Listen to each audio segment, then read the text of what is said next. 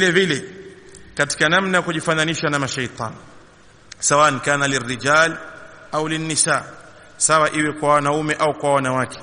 Kauli yake Mtume sallallahu alayhi wasallam aliposema, la ya'kulanna ahadukum minkum bishimalihi wala yashrabanna bishimalihi, asile mmoja wenu kwa mkono wake wa kushoto, wala asinywe kwa mkono wake wa kushoto.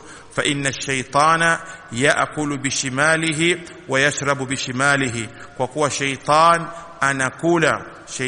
anakula kwa mkono wake wa kushoto na anakunywa kwa mkono wake wa kushoto.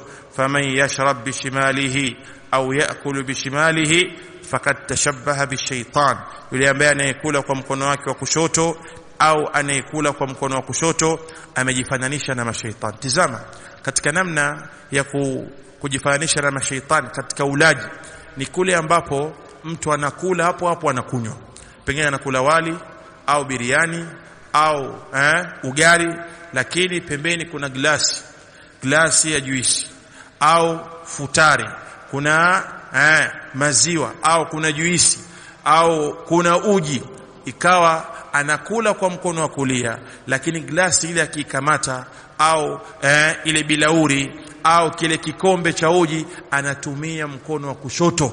Baadhi ya watu wanafanya hivyo. Kwa lengo gani? Nitaichafua glasi.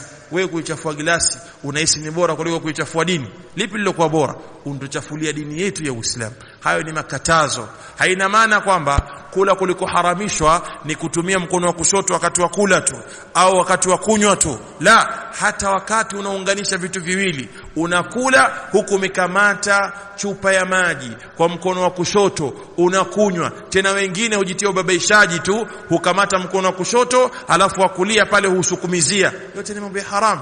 Kula kwa mkono wa kulia, ukikamata glasi au chupa au maji, kamata chombo chake kile kwa mkono wa kulia, ile itaenda kusuuzwa na kuoshwa au itaenda kutupwa. Lakini usiharibu dini yako kwa kula na shaitan na kujifananisha na shaitan katika jambo hilo.